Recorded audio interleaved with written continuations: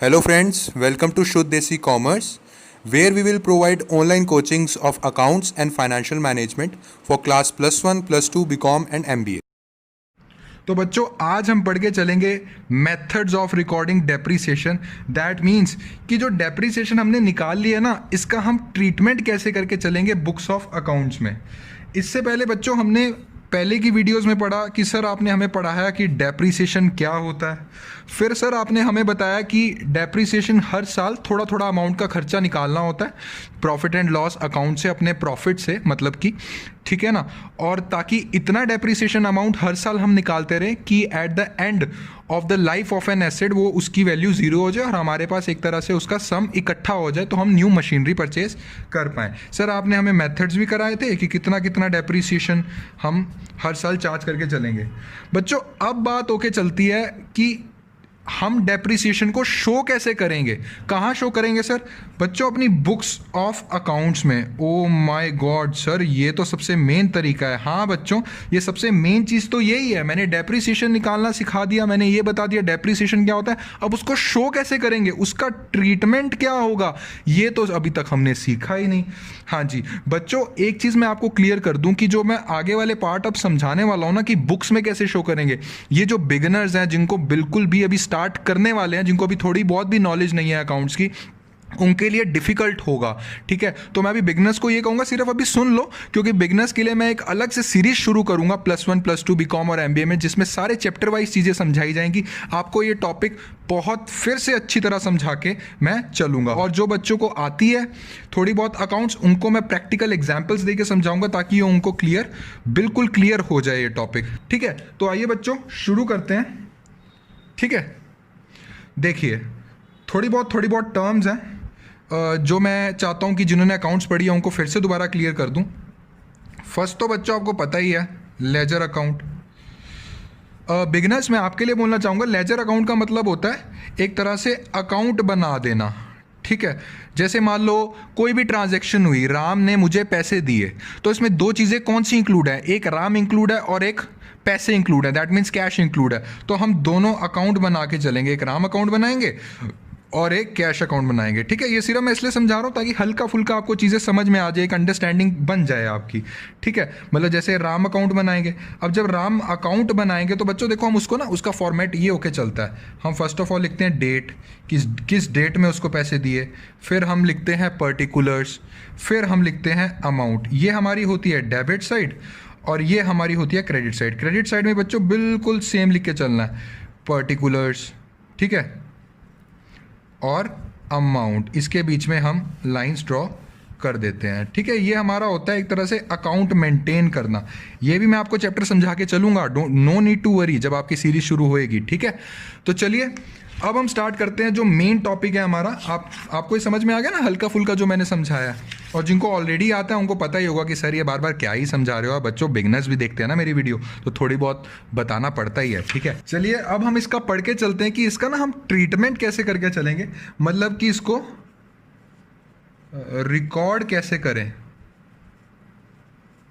ठीक है, अब ये पढ़ के चलेंगे हम बच्चों। देखो इसको रिकॉर्ड करने के ना दो तरीके हैं।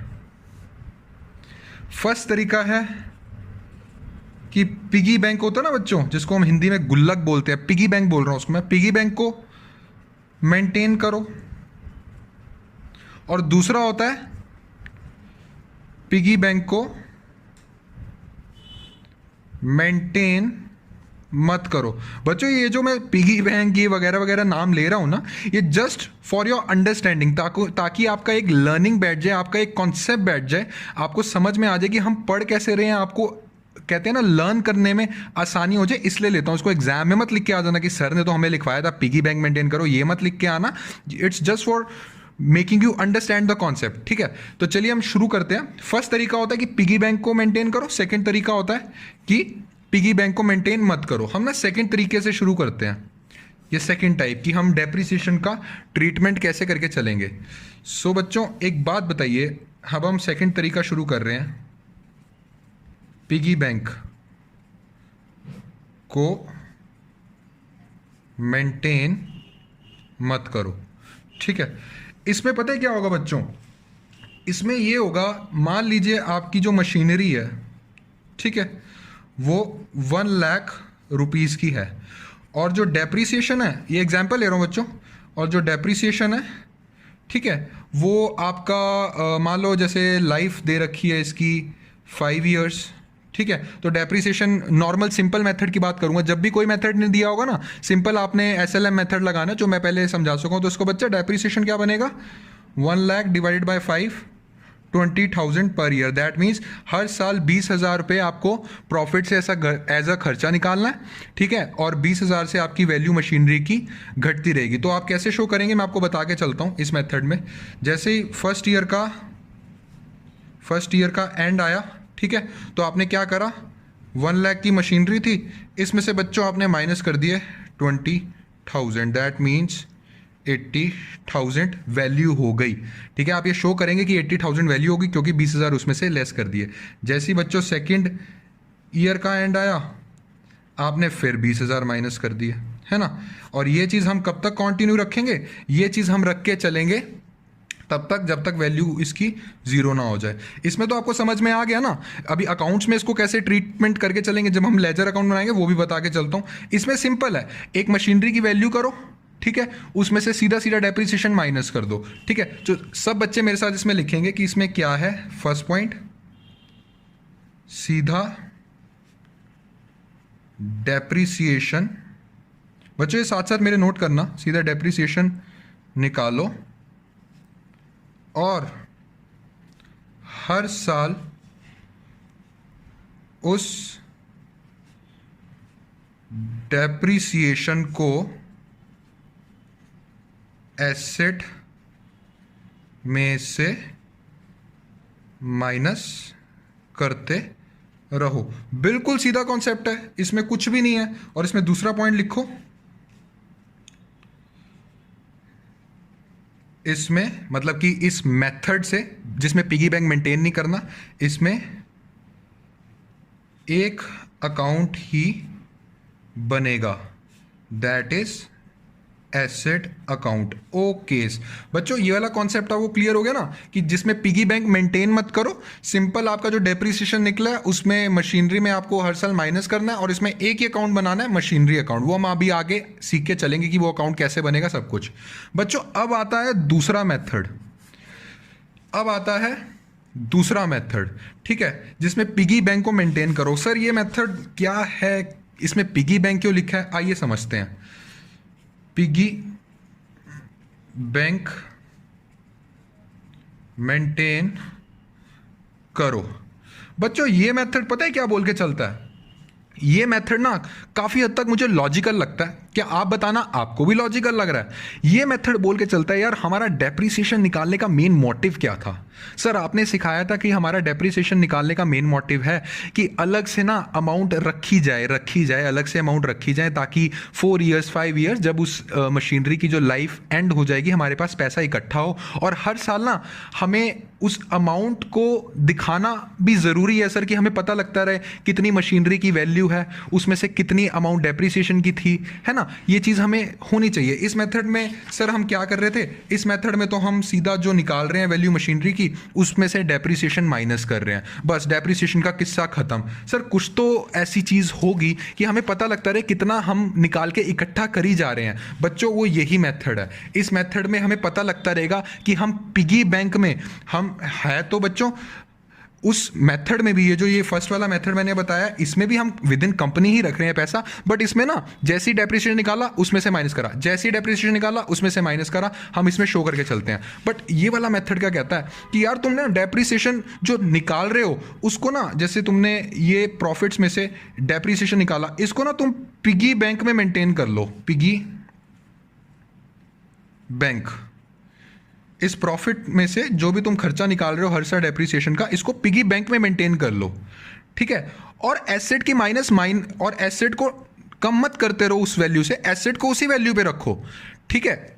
बट एक तरह से प्रोविजन बना लो बच्चों। इस पिगी बैंक को हम बोल के चलते हैं प्रोविजन। सर ये तो बिल्कुल नया वर्ड आ गया सर, नहीं समझ में आया। बच्चों प्रोविजन का मतलब ये होके चलता है कि एक अमाउंट जो हम, मेरे साथ साथ लिखना, एक अमाउंट जो हम हर साल डेप्रिसिएशन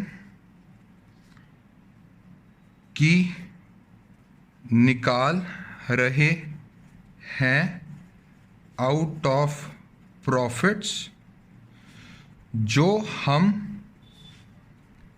लायबल हैं पे करने के at the end of the life of an asset. Okay sir, अब समझ में आया प्रोविजन का मतलब। प्रोविजन का मतलब ये होके चलता है कि ऐसी अमाउंट जो हम धीरे धीरे, आपने जैसे पहले समझाया था ना, धीरे धीरे डेप्रिसिएशन की निकाली जा रहे हैं आउट ऑफ प्रॉफिट, उसको हम पिगी बैंक में रखी जा रहे हैं, ये एक ऐसी अमाउंट होके चलती है। और बच्चों, इसको प्रोविजन क्यों बोला गया है? इसको प्रोविजन इसलिए बोला गया है बच्चों, ये अमाउंट क्यों इकट्ठी कर रहे हो, मेरे क्वेश्चन का आंसर दो। ये अमाउंट इसलिए इकट्ठी कर रहे हो क्योंकि कहीं ना कहीं, किसी ना किसी साल के बाद जब उस एसेट की लाइफ खत्म हो जाएगी, ये अमाउंट आप लायबल हो पे करने के। ये अमाउंट आप बचा नहीं सकते हो, ये अमाउंट तो जानी ही जानी है, इस अमाउंट को तो पे करना ही करना है। आप इस अमाउंट के लिए लायबल हो पे करने के लिए। 5 साल के बाद, 4 साल के बाद, जब भी उस एसेट की लाइफ खत्म होगी, अमाउंट पे करना ही करना है। That is why I am talking about provision. So now what is the definition of provision? Provision means a kind of liability which has to be paid, that is a provision। ठीक है बच्चों, provision is an account which records a liability of an entity. एक और बार सुनो, provision is an account which records a liability of an entity which has to be paid. ठीक है sir, अब हमें समझ में आ गया कि हमें जो पैसा फर्स्ट मेथड में आपने बताया था कि हमें पैसा माइनस करते रहना है, तो क्या सर इसमें माइनस नहीं करना मशीनरी से? नहीं बच्चों, इसमें कुछ माइनस करने की जरूरत नहीं है। इसमें आप मेरे साथ सर लिखिए, मशीनरी अकाउंट या फिर जो asset account plus provision account, ये दोनों अकाउंट इसमें बनते हैं। बच्चों मुझे एक बात बताओ, अगर आप मशीनरी अकाउंट बना रहे हो, इस मशीनरी को, इसमें पता है इस मेथड में क्या करेंगे? इसमें हम मशीनरी को उसी वैल्यू में रखेंगे, उसी वैल्यू पे रखेंगे। मशीनरी को हम कम कम कम कम नहीं करते रहेंगे उस डेप्रिसिएशन की वैल्यू में जो हम प्रोविजन और पिगी बैंक में डाल रहे हैं। बट बच्चों, हमें साइड बाय साइड नॉलेज भी तो होना चाहिए ना, हम कितना पिगी बैंक में डाली जा रहे हैं, हम कितना प्रोविजन में हर साल डाली जा रहे हैं। इसलिए बच्चों, मशीनरी अकाउंट के साथ साथ हम प्रोविजन अकाउंट भी बना के चलेंगे। और मशीनरी अकाउंट का जो बैलेंस होगा, हम उसको छेड़ेंगे नहीं, बिल्कुल भी वैसे ही रखेंगे। मान लो मशीनरी अकाउंट का बैलेंस हम हर साल 1 लाख, अगले साल भी 1 लाख, अगले साल भी 1 लाख और अगले साल भी 1 लाख। साइड बाय साइड हम प्रोविजन अकाउंट भी बनाते रहेंगे जिसमें हम लिखते रहेंगे, अच्छा 1 लाख वैल्यू है at the end of year, हमने इसके लिए 20,000 निकाल लिया। अच्छा अगले साल भी 1 लाख ही है बट 20,000 और निकाल लिया। ठीक है, 20,000 और प्रोविजन निकाल लिया, मतलब टोटल हमारे पास 40,000 रुपये का प्रोविजन हो गया। तीसरे साल भी 1 लाख रखेंगे, अच्छा 20,000 और निकाल लिया है, मतलब टोटल हमारे पास 60,000 का प्रोविजन हो गया। और ये मेथड बच्चों चलता रहेगा। ठीक है, ये आपको मेथड ये कह के चलता है कि अलग से प्रोविजन आपको मेंटेन करके चलना है। इसमें एक पॉइंट लिखेंगे सब, जैसे कि आपको बताया ये प्रोविजन का चलता रहेगा और डेप्रिसिएशन जो है वो प्रोविजन अकाउंट में, पिगिंग अकाउंट में, पिगी बैंक में हम डालते रहेंगे और मशीनरी की वैल्यू सेम रहेगी। इसमें एक पॉइंट लिखो, if the machine is needed to be sold or discarded।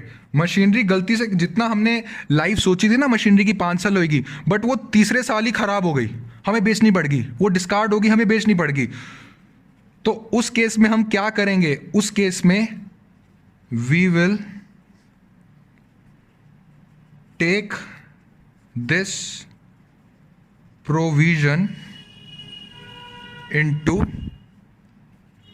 consideration। oh my god, मतलब कि जब वो मशीनरी हम सेल करेंगे और फिर जब अकाउंट्स में हम शो करेंगे कि इतने की मशीनरी थी और इतने की बेची और इतने का लॉस या प्रॉफिट हुआ, तो सर हम प्रोविजन में जो अमाउंट इकट्ठी कर रहे हैं तो वो तो हम लेंगे, बिल्कुल लेंगे, क्योंकि हमें पता है कि इस मेथड के अकॉर्डिंग हम हर साल मशीनरी को उसी वैल्यू पे, हर साल उसी वैल्यू पे, हर साल उसी ही वैल्यू पे शो कर रहे हैं। बट बच्चों डीप डाउन आपके किसी दिल के किनारे में तो आपको पता है ना कि यार हर साल 20,000, अब हो गया 40,000, अब हो गया 60,000, ये मैंने आपको पीछे समझाया, ठीक है ना। दिल के किसी किनारे में तो आपको पता है ना कि यार इसकी वैल्यू इतने से कम हो रही है, चाहे मैं शो नहीं कर रहा हूं, चाहे मैं वो शो प्रोविजन अकाउंट बना के कर रहा हूं, but deep down we know that original value of our machinery here is 80,000, ठीक है, here is 60,000 and here is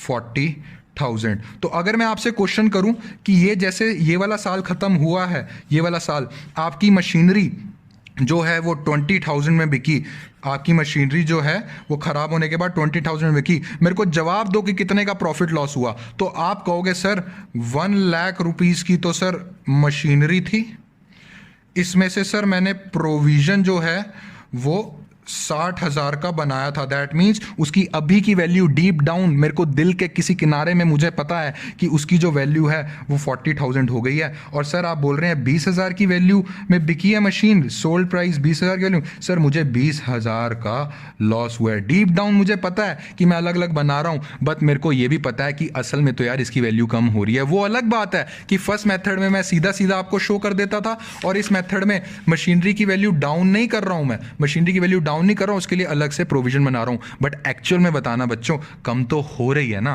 come तो हो रही है। हाँ जी सर बिल्कुल हो रही है। इससे अच्छा बच्चों अब मैं क्या करता हूं, आपको ना पॉइंट वाइज लिखवा देता हूं ताकि आपको ना बिल्कुल भी प्रॉब्लम ना आए, ठीक है ना, बिल्कुल भी प्रॉब्लम ना आए। सो इस चीज का सब बच्चे पॉइंट वाइज लिखेंगे मेरे साथ साथ। Under provision to be maintained method, under provision to be maintained method, ठीक है। इसमें फर्स्ट पॉइंट लिखो इन सच मेथड। अब ये जो मैं आपको लिखवा रहा हूं ना आपको बिल्कुल क्लियर हो जाएगा। In such method depreciation is credited to provision for depreciation account. इसमें जो भी डेप्रीसिएशन होगा ना उसका हम प्रोविजन बना लेंगे। अभी बिगनर्स कह रहे होंगे सर ये डेबिट क्रेडिट तो आपने समझाया ही नहीं, मैं फिर आपको बोल के चल रहा हूं, इसके लिए हम स्पेशल सीरीज शुरू जल्द ही करने वाले हैं। सो यही कहूंगा कि आप फटाफट इसको सब्सक्राइब कर दीजिए ताकि जल्द से जल्द जब ये सीरीज शुरू होएगी आप इसके बिल्कुल कॉन्टिन्यूटी में चैप्टर्स के बने रहेंगे, ठीक है। तो अभी के लिए बस जो मैं लिखवा रहा हूँ उसकी अंडरस्टैंडिंग ले लो, और जिनको थोड़ी बहुत नॉलेज है अकाउंट्स की वो बिल्कुल समझते रहेंगे, एग्जाम्पल भी समझेंगे, और ये जो मैं लाइन्स लिखवा रहा हूँ इस एग्जाम्पल से रिलेट करके बहुत ईजी हो जाएगा उनके लिए। So in such a method depreciation is credited to provision for depreciation account instead of asset account. बिल्कुल प्रोविजन फॉर डेप्रिसिएशन अकाउंट में हम एक अकाउंट बना लेते हैं जो भी हम गुल्लक से निकाल रहे हैं और पिगी बैंक में डाल रहे हैं, रेदर देन उसको सीधा मशीन से हम माइनस कर रहे हैं, एसेट से माइनस कर रहे हैं। यही लिखा है इसी लाइन में, ठीक है। अब नेक्स्ट पेज पे आते हैं बच्चों, ये नोट कर लेना। सो सेकंड पॉइंट इसमें लिख के चलिए, asset will be shown on the original value. बच्चों मैंने इसमें लिखवाया asset will be shown on the original value, क्यों?